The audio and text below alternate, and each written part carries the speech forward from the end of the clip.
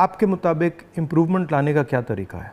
देखिए, सबसे बेसिक सवाल है कि किसान को उसकी फसल का दाम सही नहीं मिलता है और उसके चलते वो हर साल गरीब होता जाता है। जो एक फसल का दाम पिछले साल था, खाद का और बाकी चीज़ों का जो दाम था, उसकी तुलना में इस साल में और फ़र्क हो जाता है।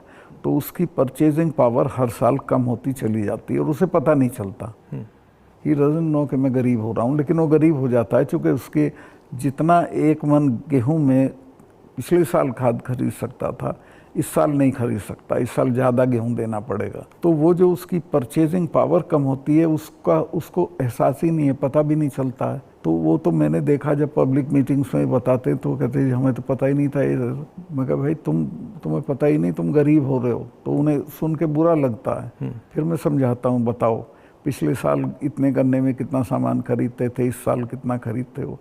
तो सबसे पहले है कि जो पैरिटी ये है एमएसपी, इसको लागू करना चाहिए।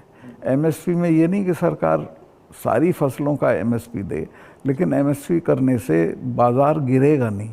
और एमएसपी है इसलिए कि बाज़ार एक ख़ास जो आपने दाम तय किया उससे नीचे गिरेगा तो सरकार इंटरवीन करेगी। और ये पंडित जी के ज़माने से जो नागपुर सम्मेलन में जवाहरलाल जी ने कराया था ये, कि हम इंटरवीन करेंगे और ख़रीद लेंगे। तो एमएसपी का लागू होना बहुत ज़रूरी है। और एमएसपी पे इन्होंने किसानों से धोखा किया। जब किसान कानून वापस लिए तो कहा था हम एमएसपी करेंगे, और आज तक नहीं किया। वो क्यों नहीं किया? क्योंकि अडानी ने बड़े बड़े गोदाम बना दिए, फसलें एक दाम पे खरीद ली, अगले साल उनके दाम बढ़ जाएंगे, वो बेचेगा। एमएसपी होगा तो किसान इनको सस्ते दाम पे नहीं देगा। तो एमएसपी का होना सबसे ज़्यादा ज़रूरी है। फिर जो उसके लिए आप खाद, बिजली, पानी जो भी सरकार देती है, उसके दामों पे कंट्रोल करना पड़ेगा। वो बेतहाशा ना हो, ताकि वो जो मैंने बताया जो फ़र्क रहता है खरीद बेच का, वो ना हो।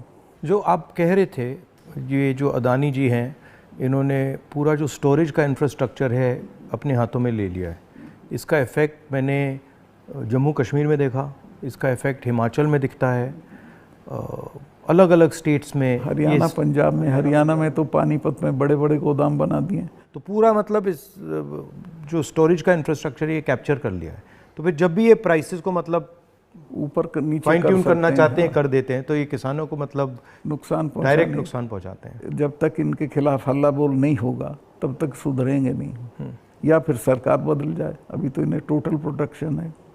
मगर मैंने देखा है कि जनरली सरकारों के पास जो किसान का जो स्टोरेज की कैपेबिलिटी होती है, उसके बारे में सरकारें ज़्यादा नहीं सोचती हैं। वो ज़्यादा नहीं, बिल्कुल नहीं सोचती।